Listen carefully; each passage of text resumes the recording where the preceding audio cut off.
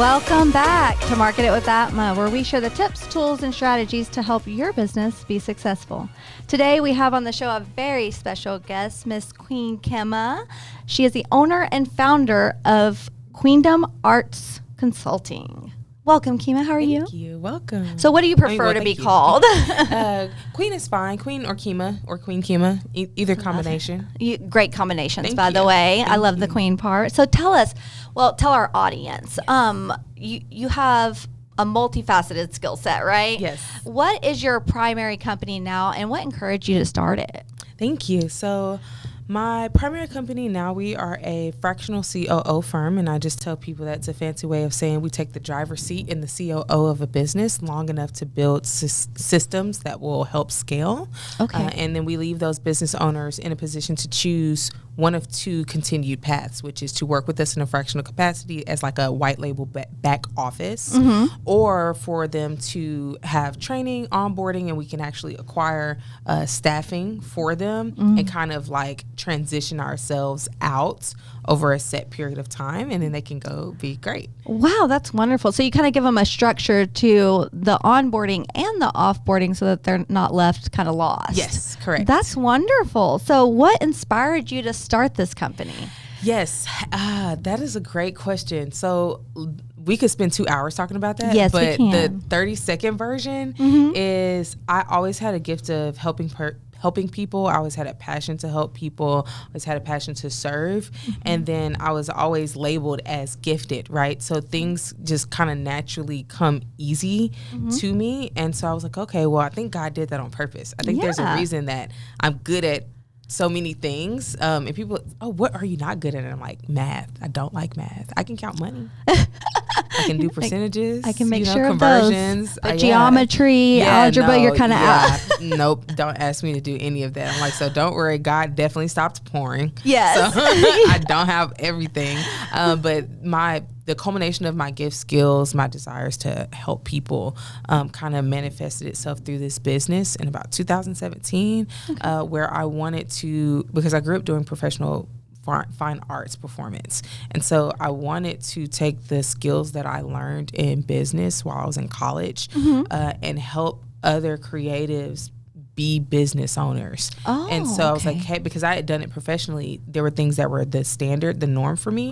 And when I got out of that realm, I was like, oh, you guys are kind of all over the place. And I realized that like designers, clothing designers, painters, chefs, people, I'm like, this is a business, and people aren't respecting you as a business, and they're calling you a starving artist. And I kind of took that personal, and I was like, I'm not an artist, I'm not starving. And so, right, I'm very healthy. Exactly. And so that's how Queendom Arts Consulting became. And so during COVID, that was no longer a sustainable market, right? Because most money from arts is made live, right? So even if we acquire you deals or representation deals, and this is before, influencing was the market that it is. I needed to find something more sustainable. And so we changed markets. We kept our model. So the thing that we do hasn't really changed much over the years, which is to provide that structure of like, this is how you run a business. But we changed who we do it for. So now we do it for career professionals who are looking to scale or start a business. Usually they are a licensed professional. There's credentialing or different things like that. Or, hey, I love my 9 to 5. I'm not looking to exit into entrepreneurship at all. I have a lifestyle I want to maintain. Right. But there's this business or a passion project, or I want to have something to leave my kids, right? And I want it to be a legitimate business. And so we come along as the hands and feet and bandwidth for those people. Wow. And then our final market that we work with is organizations. So orgs like Goldman Sachs, Dallas College, banks, the city of Dallas, or chambers of commerce. And we support entrepreneurial programming for underutilized or disenfranchised communities, people who otherwise wouldn't be able to afford service from us. And that's our way of providing accessibility, and it's also a really great business model too. Absolutely. So you said that your model kind of shifted a little bit to where you're helping the entrepreneurs and the startup businesses, right? So what was your focus prior to that, and why did you make that shift? Yes. So we still help entrepreneurs, startups, and then also maybe mid-size or businesses that have kind of plateaued. But we changed our market in the sense of we no longer support creatives. And that is because that's really a good thing. The way that the market has evolved, I don't like charging people for things that I don't need to charge them for. So if I'm charging you, I want it to be because I've either acquired skills or resources that you don't have. Right. And that's a fair trade for me because I have skills and resources that you don't have. Right. But there are so many different things like Twitch, Discord. There are so many different platforms that are really affordable, really accessible, that I kind of just redirect people that way. And I'm like, hey, instead of trying to put yourself in a state of survival to figure out how you're going to pay me to make your dreams come true, here's these free resources where you could go and do that and just put the work in and do it yourself and hold yourself accountable. And so I just didn't feel like it made sense for us to stay in that market with the direction of the way society structures were going, my own personal desires, my own desire for stability and consistency in finances. And so that's how we kind of evolved to where we are now. Wow. And how long ago did you start Queendom Arts? 2017. 2017. So you're over the 5-year hump. Yes. Most businesses fail. For anyone who isn't knowledgeable of this, most businesses fail within the first 5 years, actually within the first 2 years. Yeah. So the fact that you made over that hump is a huge success. Thank you. So you're obviously doing things right. Thank you. So what do you think is your separation factor? How do you separate from other fractional COOs and the philanthropy in general compared to other people who kind of help strategize, create that roadmap and that template? That's a great question. And I would say there's 2 phases to that. One is our core values. So our ethics, right? And so we're in an unregulated market, and unfortunately anybody can call themselves a consultant. And so people have a lot of consulting wounds.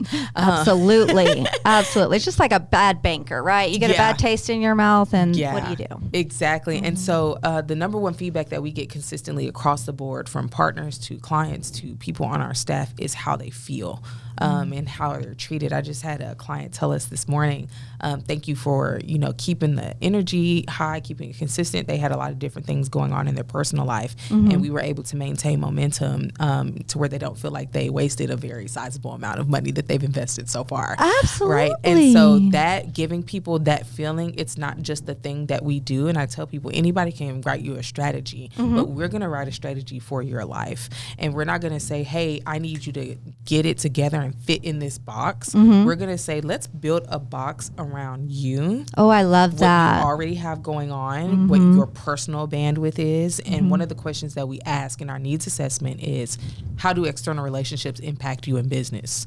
Ooh, can you say that again? How do your personal relationships impact you in business? Your friends, family, children, and you'd be surprised, people start having revelations about why they're not successful, and they're like, oh yeah, I do have to reschedule meetings a lot because I'm a soccer mom. And I'm like, okay, then why do you keep scheduling meetings at that time? And so it's the little things we know, but when you say it out loud, it changes a lot. So you found that gap where people were really the questions you needed to ask to get the results that they wanted, I guess you could say. And that leads perfectly to the second part. You framing that. Yeah. The second part is we have a curriculum that I have developed over the last 10 plus years. So I love reading. I love educating. And so my degree was actually in education. Wow. In arts performance education.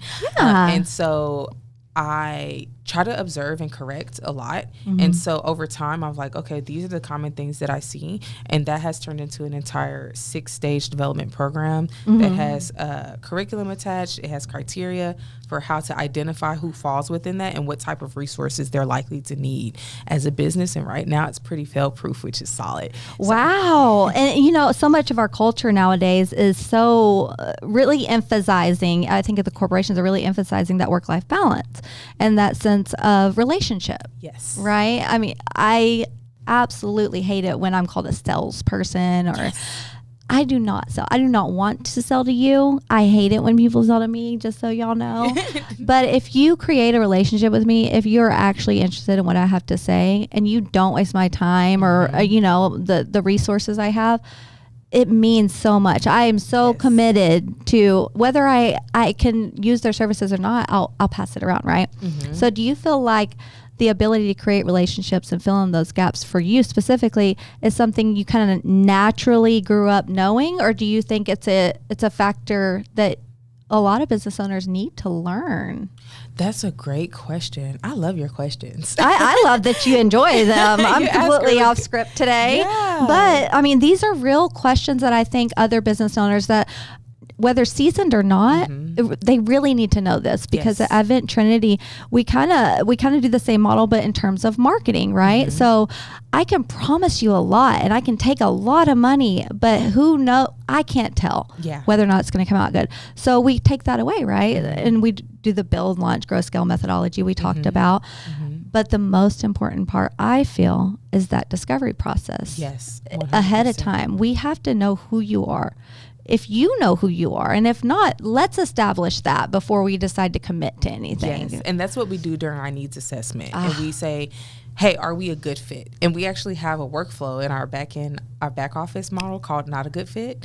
And it's our Not a Good Fit workflow, because we don't want to ever just drop people off, which kind of ties into your question about the relationships. Absolutely. And so what we tell people is, after conducting a needs assessment, whether you decide to move forward or whether we decide to move forward, either way, you're going to walk away with a deeper understanding of yourself, a greater understanding of where your business is. And we want to have that lasting impact in your journey, whether you give us money or not, because we shared time and space together. That's right. And so I think naturally I'm a very empathetic person. And so I've always valued relationships, but not to the expense of myself.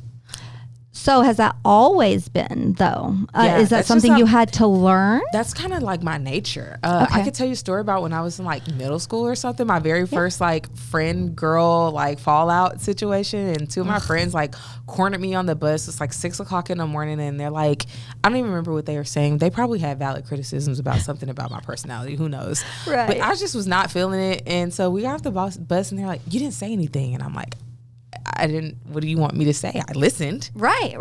And they're like, well, we're trying to strengthen our friend circle and da da da da. And I was like, well, it sounds like you don't want to be my friend. And they were both quiet and they looked at each other and they were like, how is that what you took out of what we said? And I was like, well, I just listened to you say all these things you don't like about me, and I'm not interested in being a different person. So it sounds like we're not a good fit for friends. And then I walked off. If we could just put that in a reel, that phrase right there, and just remind my children, everyone of it on a daily. We're not a good fit for friends. And so I just realized that it's not worth it. And that's kind of just been my motto through life. And I kind of coached other people through it. And I would tell my friends by the time we got to high school, I had a whole phrase like OPP. I'm like, oh, that's OPP. And I'm like, other people's problems. Yes. And I'm like, you cannot adopt other people's problems. And so, yeah. OPP. Yep. Noted. Other people's problems. And so, yeah, it sounds like a personal problem. And so I kind of just like had that personality where I'm a big lover and I love people, but if you're not feeling me, cool, I'm not going to try to convince you further than that, and I'm just going to keep it pushing. Right. You have strong boundaries and awareness of what your capabilities are, right? Yep. I feel like a lot of, me included, I have a business outside of this, and it's so hard for me to separate, because being empathetic and caring about what you do and building relationships is all things we need. But it's so easy to lose track of time, to lose track of priority. Yes. Especially in a business, I feel. Yes. And so it's a big learning curve for a lot of people. Do you agree with that? I agree. It's a huge learning curve. And so that's why we asked that question in the needs assessment. It kind of helps give us, and there are a few other there's a whole relationship section. So there's about 5 or 6 questions in the relationship section. Wow. Okay. And so from there, when sometimes people will fill out the questionnaire before the needs assessment, but either way, I always spend the most time there. The other technical business things, those are things I can see on paper. Once I can see your Google. Yeah. And so I spend a lot of time there, and I train my team to spend a lot of time there and make that the bulk of our qualifying process, because that tells us their capacity. And so I think that we have people who come along who have great self-awareness of their capacity, and then we have people who come along who don't. And then what I think is most important is, depending on the duration of our project together, where your position is in life may change. Things come up. You may have felt really confident in your relationships. Maybe there's a detriment to your marriage halfway through our project. What's going to happen? Right. And so we still want to know what people's perspectives are and what their, what's the word? Expectation, maybe? Expectation. There's a phrase that's slipping my mind, but it's basically like how risk averse you are.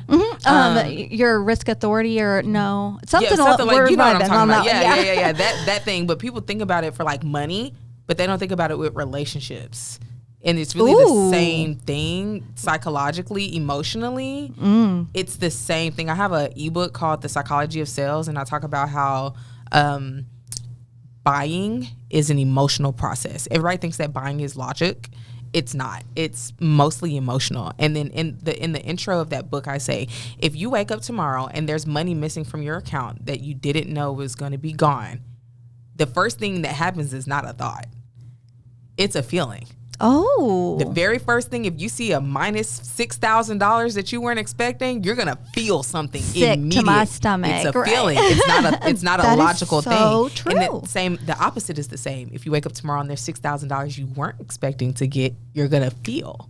Wow. You see, and so our relationship with money is more emotional than we realize. And so once I figured that out, it really helped inform the rest of my process of being able to help understand how people see their relationships. Because now I know how you're going to react to the ebbs and flows of money in your business. So important. Yeah. So how they kind of structure, how a client kind of structures their relationship with their staff, their business, and in their personal life is all a factor into you deciding if y'all can be mutually beneficial. Yes. Wow. That's 100%. It's amazing. That's an amazing mindset. I say that it's amazing, but I feel like a lot more of our society is moving to that. But they don't have the capacity you do to fill in those gaps, right? Yeah. So what would you say is a success story of yours, something you're really proud of in your business and what you've done? Oh, thank you. Man, by God's grace, I have a lot of those. And that's wonderful. I would say, I'll give you my top 3. Okay.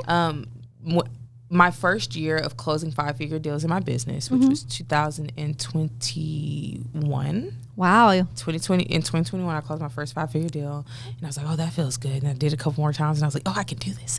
And just before I had staff or anything, and it was just me. I was just an independent consultant. Maybe I'd hire somebody for help for short stints if I got a big project or something like that. But that client, I was actually able to help raised $10.5 million in investments for their business. Wow. So they actually came to me just for a deck. They just wanted a proposal deck. And I was like, hey, that's not how that works. Like, what's going on? We have to talk about, like, what is your strategy? What's the ROI? What are you, and so he ended up being a client. He's like, oh, I hadn't thought about any of that. I was just going to put the deal on paper. And I was like, but what is the structure of the deal? If I'm a business owner, if you're looking out for me, we're going to talk a little bit more, right? Yeah, exactly. And so that was one. And these are in no particular order. Just my top 3 probably equivalently.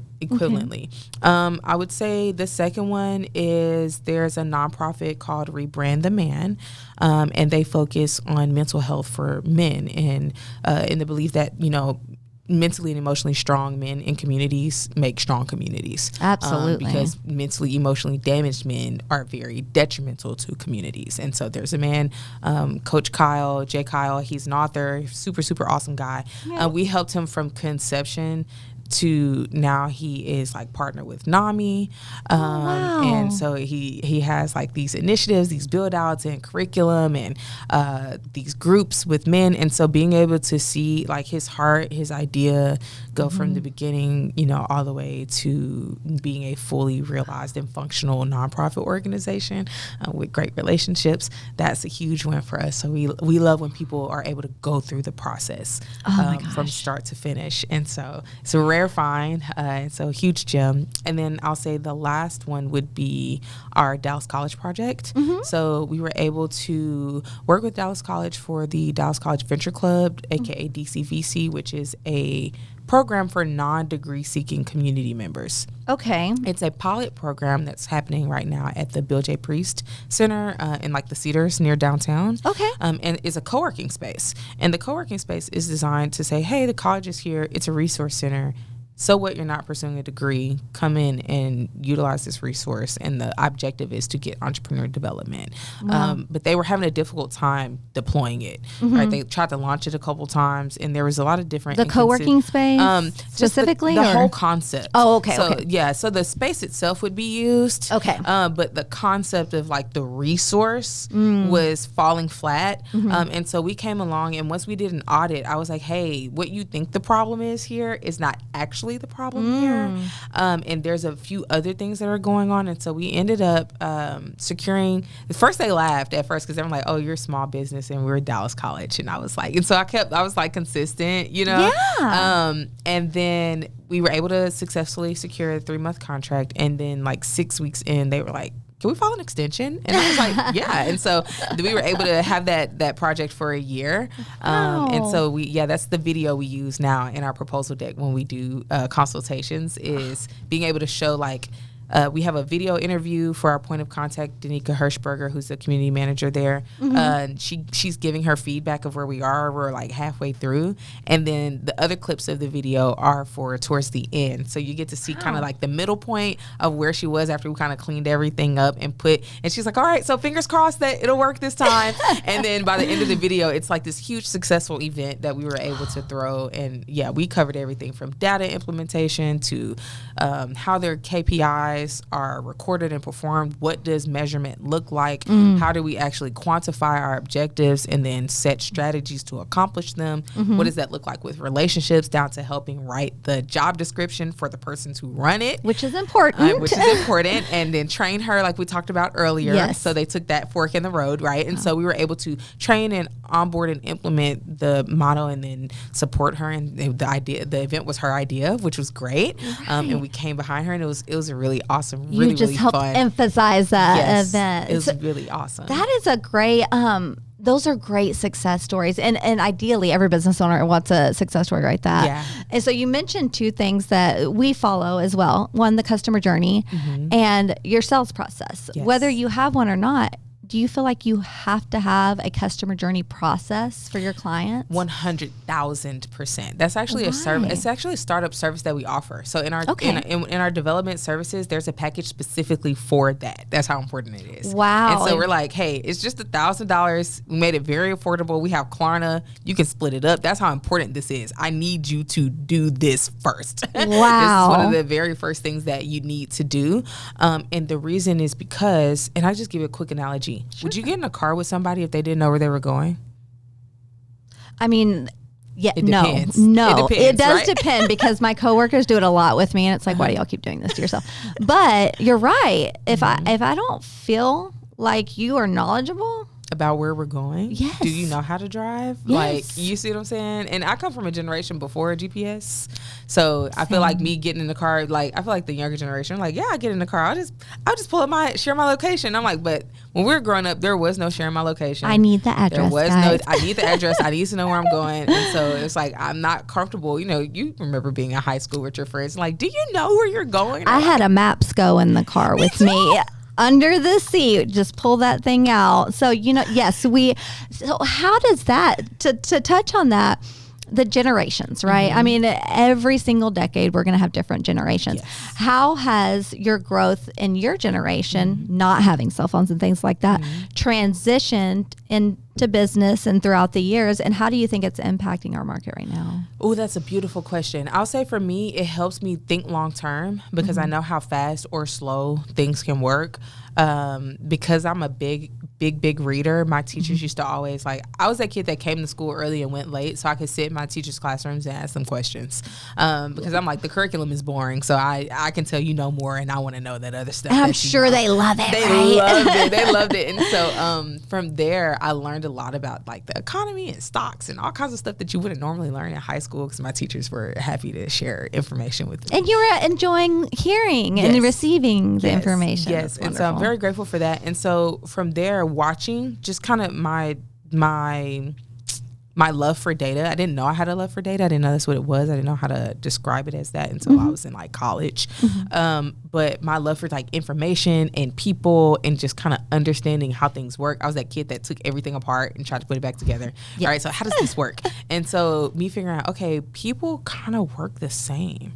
And then as I began to study and like history, I'm like, people are not as different. We're not as unique as we would like to think we are. Okay. And so even though we are special in our own way, we're not as unique Our framework, maybe? Exactly. Okay. As we would like to think that we are, our psychology, our feelings, like these things, a lot of things are kind of genetic or physiological. And we think it's our personality, but it's actually physiological. Like it's our physical body, especially with women and hormones and the whole thing, right? Absolutely. So that's why we're able to relate, because certain things are just physiological. Otherwise, it'd be just humanity would be all over the place. Right. That's why they call it like a grieving process when someone passes away. Yes. You don't know you're going to go through these phases, but there is a template for these phases. And it's so funny to watch, not funny in this sense, but it's so funny to see people and how they do behave the same way and they had no knowledge of it, especially emotions. Exactly. And can be in different environments, growing up, different socioeconomic status. Like there's these things that are uncommon. So when I started learning, I wanted to know what else is in common. Ooh. And so I went on a journey to discover, and I'm still on that journey of discovering what things are in common, in life. And so how that relates, I think, to our economy right now is you see these industry shifts and people have everybody has their own idea of why they think shifts are happening, whether it's political or economic or social. But the reality is physiologically, we are all wired to survive. And ebbs and flows, right? Exactly. And so if all of humanity is like pushing in one direction, then we're all just trying to push, I think, to the same direction of figuring out what works best for this environment. You have a wonderful way of putting that in a frame where you can really visualize it. I picture a sea of fish, and we do. We are always pushing forward. How we get there is variable. So how do you take that, and because you care and because you create relationships, you've generated this wonderful process and now have a team. Can you tell us or tell some of the business owners listening, or maybe even somebody that's trying to become a business owner, what would have told yourself when you were in that phase that you feel like was pivotal for you to learn?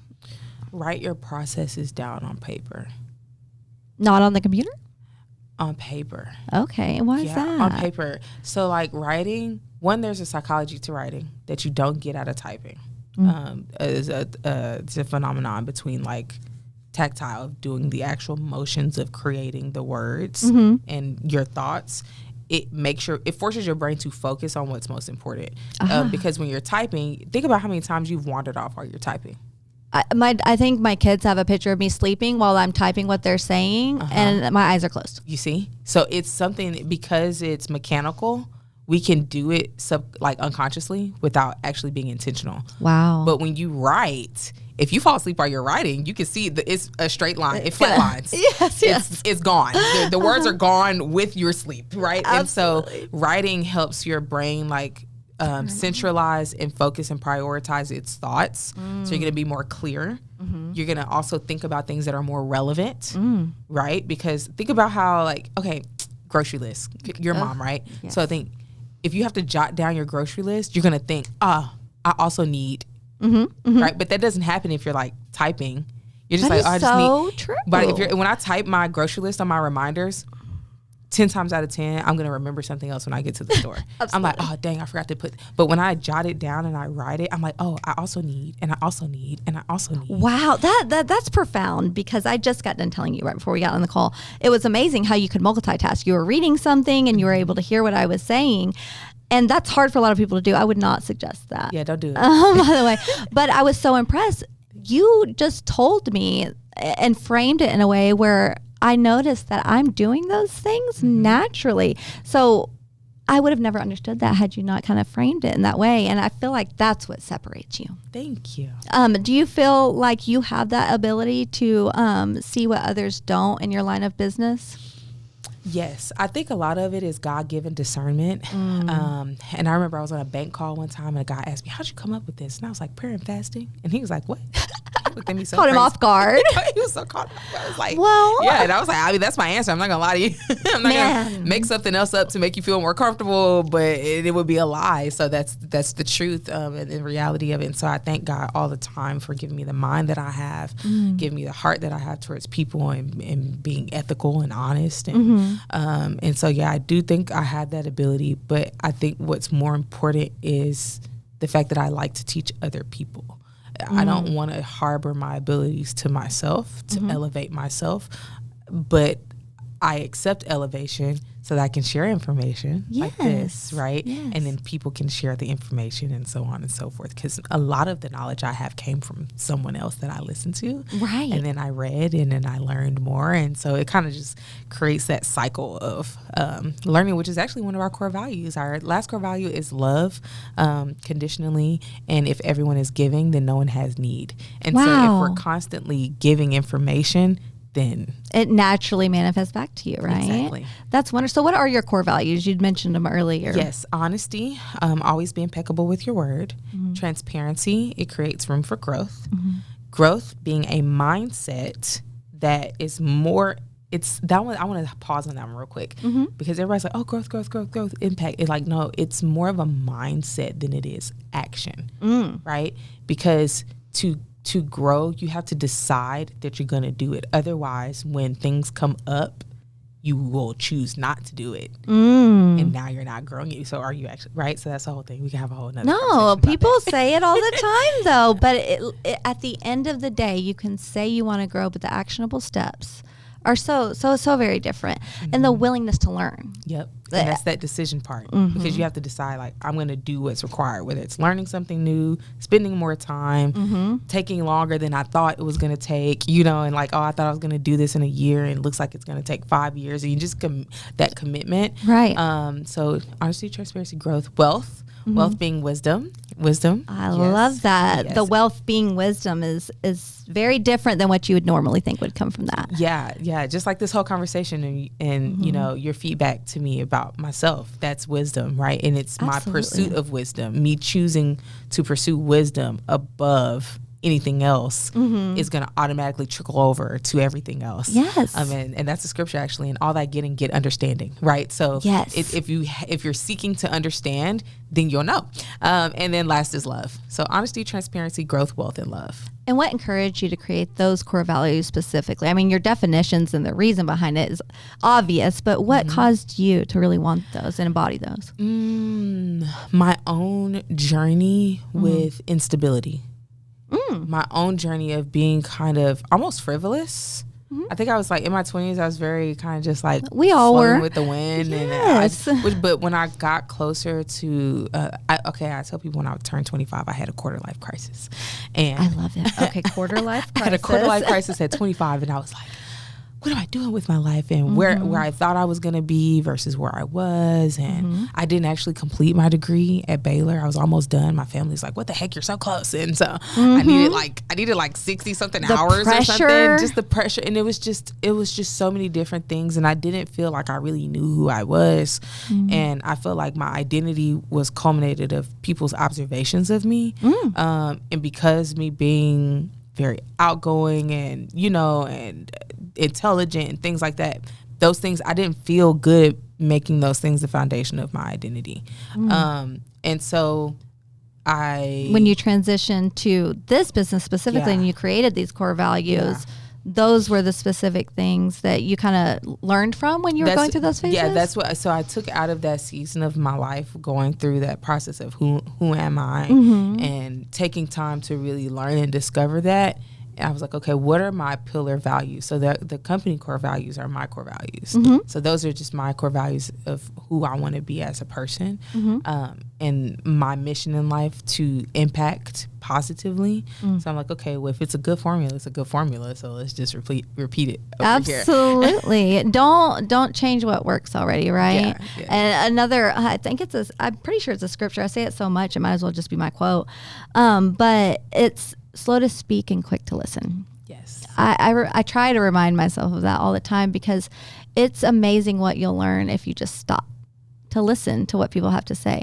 Now, in your sales process, we go through build, launch, grow, and scale. Where do you think you are, not so much in the sales process, but as a business, what phase of build, launch, grow, and scale do you feel like you're in right now? I feel like we teeter back and forth between grow and scale. Okay. So I think that's the natural flow once you get to a certain point. Otherwise, it's plateau, right? There's 3 options, right? It's one of those 3. It's going to be one of those. So I feel like we're cycling between that. Our core team keeps growing, right? So last year, our core team it was me and one other person. We kind of would cycle out everyone else. Then we developed an internship program actually a year ago this month, which actually really helped. Really? In what sense? So our core team as of today consists of 7 people on our core team, and then we do an internship program 3 times a year. So our team floats between 12 to 15 people. Okay, wonderful. Throughout the year. And so, it helped me inform what roles I really need, and helped speak to that core team, because as I had interns, I was like, ooh, I kind of need somebody here all the time. Like, can you just stay overnight? I completely. So do you feel like leveraging the interns and having those extra hands periodically is something that was pivotal for you in your business? Oh, 100,000%. Actually, UTA really helped me with that. So we're a UTA MAVS partner, so UT Arlington.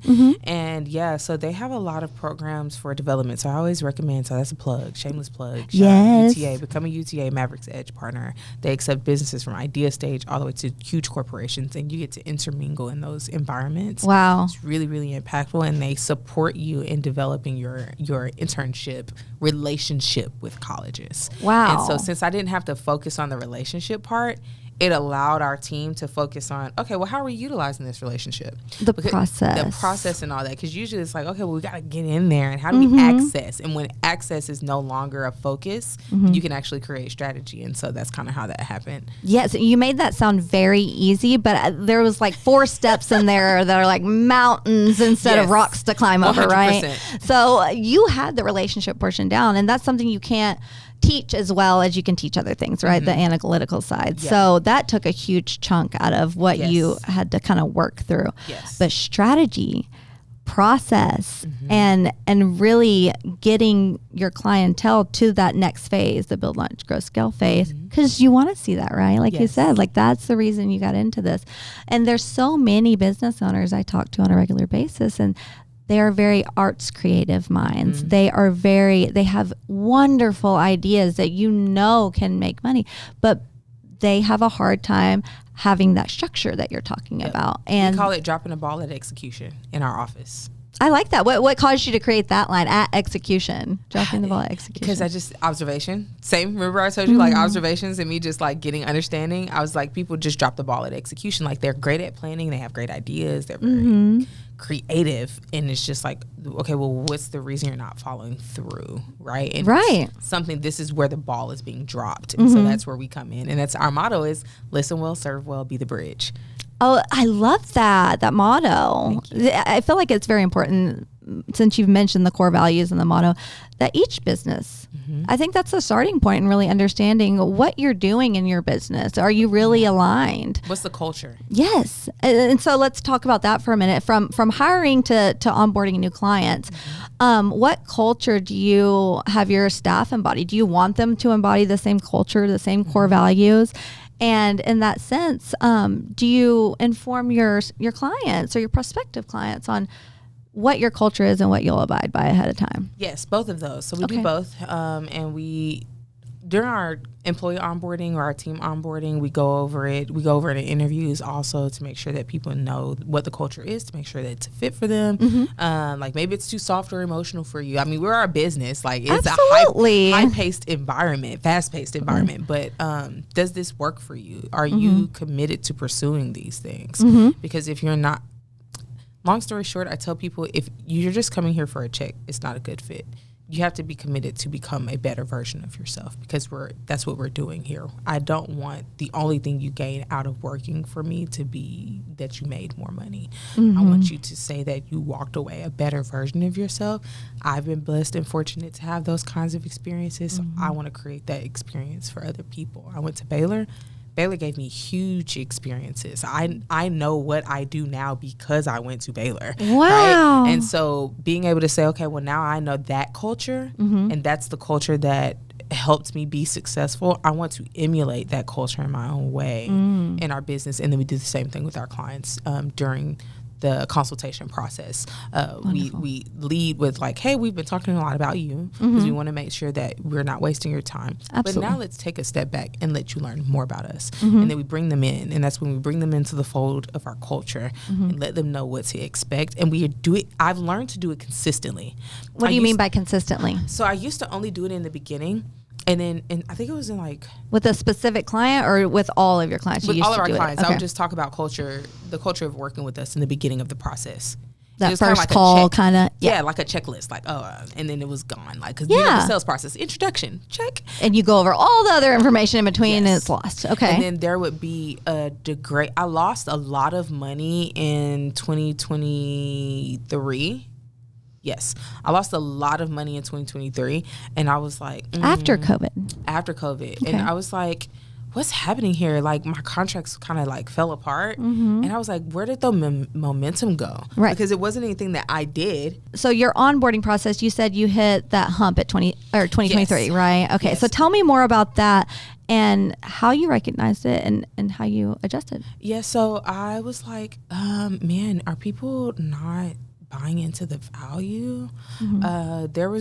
There's a variety of feedback that was happening. There are people who didn't feel like they wanted to pay what they first agreed to pay, so that's a value issue. There are people who decided that this is more work than what they anticipated, which is still a value issue. That's just a personal value. Absolutely. Right? And so I was like, okay, well, is it my communication? What is it? And so I've made a lot of modifications, and I spent the rest of 2023 and 2024 really trying to fix our messaging and say, okay, well, where's the communication breakdown happening? And then I realized from feedback from our clients by actually asking them, hey, these are the problems we're having transparently. And I want you to give me feedback on your experience. Okay. And all of my clients kind of like took accountability, and it was still that whole I'm blaming myself. I feel like I'm inadequate in this environment. But my observation that I got out of that information was, oh no, I'm not holding your hand enough. Like, I need to actually hold your hand the whole way. I thought I needed to just hold your hand to lead you here, but I actually have to walk you through here. And I didn't realize that because we think of the world based off how we are, and I'm such an independent thinker and doer, and you show assume me everyone's like it, right? And I was like, girl, that is a bad business model because there are different types of people out there. And 100%. And when you just assume that people are going to do that, it's bound to have contracts fail. I mean, acquisition's not going to happen, right?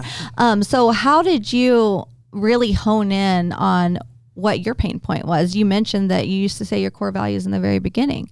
These little shifts, when do you say it now? So we say it different ways. Or express it. Yeah, we express it different ways. We do kickoff and wrap up emails.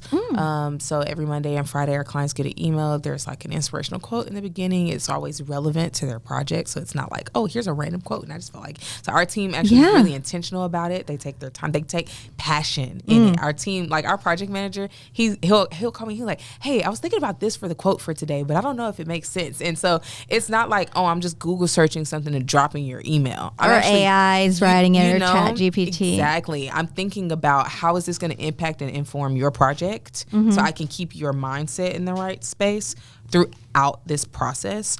We also, after the onboarding process, we do like a new client packet, and it's more like interpersonal. So it's like now we got the contract down and all the technical, legal, and all that kind of stuff. Let's talk about when's your birthday? You know, what's your favorite color? What's your favorite snack? And it's literally a form. And what do you do in your spare time? So this isn't a part of the quote, the client intake, none of that. You create that personal kind of after you've onboarded them. Yes. Because, I mean, that's a great point to point out. They're going to a business. If they're coming to you, they want to see that business structure and flow. Yes. Do I really want to get to know personally? That's a great thought for a lot of our business owners to think about. You really have to not be selfish, I guess, in a sense. You cannot think about how it affects you. And you mentioned something about your team, that your team came to you and was kind of toying with the quote. The embodiment of the community and the relationship and the communication it seems like you have with you and your team. Did you intentionally do that? Or did it naturally, and has it helped? It wasn't naturally. I've actually had to read books. I was afraid of leadership. I think a lot of people have that fear of success. I'm sorry. Yeah. Unconsciously, right? Yes. Yeah. I was afraid of it. I was mainly afraid of the financial responsibility of like being like, dang, I'm kind of paying people's bills. Why aren't I paying mine? Right. I think we've all had that realization at one point or another. Yeah. And so it was that at first. And then also because I have a very strong personality, I didn't know like, okay, well, how do I manage people without feeling like I'm losing myself? Right? Or without pushing them or not doing enough for them, right? Yeah. Okay. Like, I don't want to be a crutch because I think I've been all the things. I've been overbearing before. I've been absent before. I've been a crutch before. I've been like, I had to go through all those phases. There was no way for me to skip it. There is not like a 50 steps to success. It's just like you have to learn yourself. You have to learn. I have to keep learning myself as our team grows and you have different types of personalities. There's so many variables in business and life, right? And I really want to emphasize what you just said. You make it sound so nonchalant, but 3 things you say, the relationship you have with your team, how to think proactively in everything you do, would you say is I think it's a big failing point in a lot of industries and businesses, small, medium, or large. Yes. If you forget to ask your clients, like, what do you feel the process went? How did you feel like that? You're intentionally avoiding success. Yeah. Would you agree? Yeah, I think people are more... if I hurt your feelings when I say this, I'm sorry. Look, I'm going to hold y'all's hands when I say this. Most people are more attracted to the glory and the gain over the grit, the recognition. You know, yeah, they want to have the persona of the power and the authority that comes with having a position in a market. But do you actually want to put into what is required to get out of that, you know? And so I think that's where the breakdown happens, because I just had to decide, like, that growth pillar, I had to decide, and I have to continually decide how I want my team to feel. Like, my team made me very, very, very upset on Friday. Just so y'all know. I'm not going to put them out. Yeah, I'm not going to put them out there for what happened. Right. But I was just not happy. And I was like, you guys, I'm not happy. And with I was their like, performance or the energy? Yeah, no, it was the performance. Okay. It was a big ball drop. It was an obvious ball drop, and nobody caught it. And I was like, why am I even the person that's having to bring this up? Like, right, because we're always learning. Yeah, I was like, you guys, before we even got here, this question that I'm asking, this is who would have been responsible to where this is the boundary that was here to prevent us from getting to where we are. And so I don't understand why that didn't happen, why nobody asked for help, why it hasn't been addressed. And I'm not happy about it. But because, and I literally said this to them, because I respect each and every one of you as a person and as an adult, I'm going to end my communication about it here. But I want you to insert whatever else you think needs to be said out of my frustration. And then we were just sat there in silence for like maybe 2 minutes, and then I moved on. I appreciate that silence, though. Just sitting there letting everybody soak it in. Just feel it in. So what do you do in that situation? I've personally and in business, I've watched people refuse to acknowledge where they are, whether it's good, bad, or indifferent. If you can't say where you are as a business owner, successful or not, I feel like eventually your business will start to trickle, if not plateau, fall. Yeah, Would you agree with that? 100%. And how did you know? In that moment or overall? Overall, I would say, because I think a lot of us struggle with this. Yeah. One, the humility of accepting the fact that we're not perfect and we make mistakes. Oh, it sucks. And learning from them, because you can't learn from them if you're not admitting that you did anything wrong. 100%. It's pride. You just have to decide that you want success more than your pride and your ego. Humility. Yeah, it's the humility. And so, I mean, there's been times where invoices was late, so payroll has to be late. I think that was the hardest thing for me. As a small business owner, like not having payroll funding and trying to support our actual cash flow through our business without having that. So for people who don't have access to those things yet, it was very, very troubling for me. And it impacted me deeply. And my husband was like, hey, you gotta emotionally detach yourself to this process. And that was just like last year. And I was wow. I was like, okay, all right. Because for whatever reason, it was like, I don't know, it was nothing crazy, but everything was late. And I ended up fixing it. The problem in that accountability, I learned that not running from the problem helped me fix it. My team was really great. They were fine, right? Nobody like left. I think I had one person who had to leave, and I was like, I completely understand. Like that I called everybody into the office. This is where we are. This is the date of expectancy that I expect things to kind of like balance out. Can you stay or can you not? Give you time to decide. You don't have to decide in this moment. No, you weren't expecting to get this information. The transparency. It's refreshing. Thank you. Yeah, let me know. And so we had most of everybody was like, no, we're here. We're here. We're doing well. On paper, we're doing well. We know we're doing well. The flow is not flowing the way we need it to time-wise. And so we tightened up our systems, tightened up our processes, and like, how can we prevent this in the future?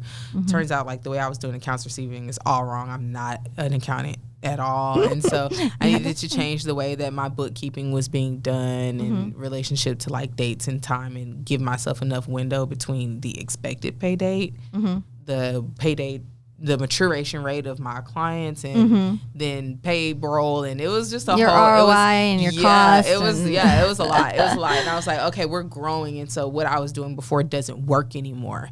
And then I had a revelation, and I was like, how will I ever know that stuff isn't working anymore if I'm afraid to address it? And so it's like, okay, well, I have to. And so now I kind of run towards it, because I'm like, okay, well, this is going to help me inform me faster if something is broken, and I can fix it and be proactive like you talked about. Wow. And are you sharing that with your team? Are they embodying the same kind of energy to resolve? Yes, for the most part. There's different personalities, so different people. I think tenacity is like a personality trait. Absolutely. So the more tenacious people on my team are very, very, very, very proactive. And the people who are not naturally have a desire to be, and they take accountability. Interesting. And so it's a really good environment, because it's like, hey, I do consistently tell my team, like, fail fast. Fail fast. And why is that? Why is that a motto? Because one, I mean, this is a business and it's going to cost money regardless. And so I'd rather spend one day of your payroll figuring out that this is a problem than 10. So say it out loud. Listen, guys, if any of you feel offended by that, can you call her, please? I just told my friend like last week, I was like, I can't watch Office Humor like videos, because as a business owner, I don't think most of y'all's jokes are funny. I'm just like, that's not funny. Yes, your boss told you that. What's wrong with you? Do you want to get paid? Like, okay, we need a show for business owners specifically, because I was just going to ask that. The ability to lead and the ability to do your job in the most optimal way you can definitely have those traits, but putting those two together, I feel like, are very difficult. And so how do you do it? Oh, that's a good question. I don't even know, girl. No, it's like, well, it seems like you're very much a trial and error kind of person. Yeah, 100%. 100% trial and error and confidence. So I do things confidently. I'll say that. Like, even if I'm not sure it's going to work, I'm going to do it all the way. Otherwise, we'll have dirty data. So that's how my team, I'm like, hey, you got to have clean data. Like, you got to go all the way through it. If you give up halfway, then we don't know. Did it actually fail? Or did it look like it was going to fail and then you gave up? Or like, did somebody just forget that day? It's too many variables. And so as long as you go all the way through, then we can look at what we did and then make an informed decision from there. But if you stop halfway through or 3/4 of the way through in the beginning, you're always living in pivot land, right? Yes. Then it's like, okay, well, we're not getting anywhere because we're just kind of spinning it. There's no defined process, right? You always have to go back to that floor plan and that strategy, which is everything that you guys do. For the hand holding in your strategy, sorry, I'm reeling back to that because I think it's important that clients and business owners understand that you're not demeaning the fact that people need to be walked through things. That's what makes a lot of people, I feel like, say, okay, I'm not going to ask that because that's a stupid question, right? My kids say it all the time. That was a stupid question, so I didn't ask. Nothing is stupid when you ask these questions. If you don't ask them, then that's the ignorance, right? And to walk somebody through a process that they're ignorant about, especially a business owner. You have time, you have payroll, you have other things you have to optimize and focus on. Before we kind of wrap up, can you tell us some upcoming events that you have going on that you're really proud of and want to share with your team? And then also, how can they learn more? We can't fit it all in 1 hour. No, we can't fit it all in 1 hour. So we actually are not hosting any events this year. I thought about doing some for Global Entrepreneurship Week, but we'll be attending a lot of events. So we try to show up. So if you have an event, let us know. I do. Yeah, we'll show up and support. And so if not our whole team, then we kind of like split up and to manage our relationships to make sure everybody feels supported. Because if we try to all go at once, then we'll only be able to go so often. Right? Yes. So we attend anywhere between 2 to 4 events per week collectively as a team. And then things that are coming up for us, we do have a support group for entrepreneurs called Breaking Ceilings. And it is exactly what it sounds like, breaking ceilings. And so we want to get people out of that plateau, and it really addresses essentially this podcast. This podcast is actually a really great plug. I didn't do it on purpose. Shout out to It's all kind of divine. Yes. Adma being Adma, walking your purpose. But yeah, that group is one, it's accountability. It does have very strict rules. And it does teach you like, hey, if you need to be handheld, like don't feel like that's an insult, just like to your point, like be honest about that and be bold. And so it empowers our clients to be able to learn, hey, I need help, and learn and grow that humility. And so it's the environment that we use to cultivate that culture that we talked about. That's wonderful. And so it's a new thing, but we want to do it. And so it's the beginning step. It's very, very accessible. And so it's just like, hey, let's do this for, it's $150 a month. So $150 a month is enough for you to care, right? Because it's a sizable investment enough to pay attention to. It's not something you're going to forget about, but it's not so much that it should cause any kind of financial stress. Right. And so you go in that program month to month. We do like group coaching, group workshops. Like different people on our team are going to be doing workshops. We'll have partners come in and do workshops, like community partners in their respective areas of expertise. Would love to have you do a workshop. Absolutely. I would love to. Yes. And then, and so that was the first support question. group. Yes. It's called Breaking Ceilings, and it's for those entrepreneurs or business owners, right? Yes. So where is that being held? And is it online? Is it in Yes, person? it's digital. So it's digital, and it's actually in our website. So on the back end of our website, it kind of looks like a forum almost. You can also download an app. So it looks almost like a Facebook group is the closest thing that I can compare it to. So you can post like videos and photos and things like that. And so, it's where can they virtual. find you on Facebook while I'm on that topic? Yes. So our best social platform is LinkedIn. Yeah. So if you look up for us anywhere other than LinkedIn, it's probably going to be inconsistent, but we're really strong on LinkedIn and our website and Google. Those are our 3 primary digital footprint channels that we use for acquisition and new clients and just our presence, right? Interesting. Yeah. And so Queendom Arts. So is QUEEN DOM ARTS. So Queendom, just like Kingdom, Queendom Arts.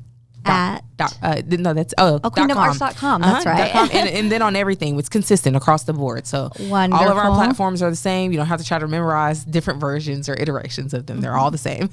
I love that you recognize that, guys. That's really important for your organic SEO. If you want to be ranked higher, make sure everything matches. So thank you for pointing that out. Yes. And I need to have you on another podcast because everything you've given us today, we could talk for hours, I'm sure, but it is great to hear from an experienced business owner how you've succeeded. So congratulations. Thank you so much. And I can't wait to have you on again. To all of our listeners out there, please, please, please go see the Queen, visit the website, see what she can really do, because when you do everything with intention, it's bound to be successful. Until next time, we'll see you then.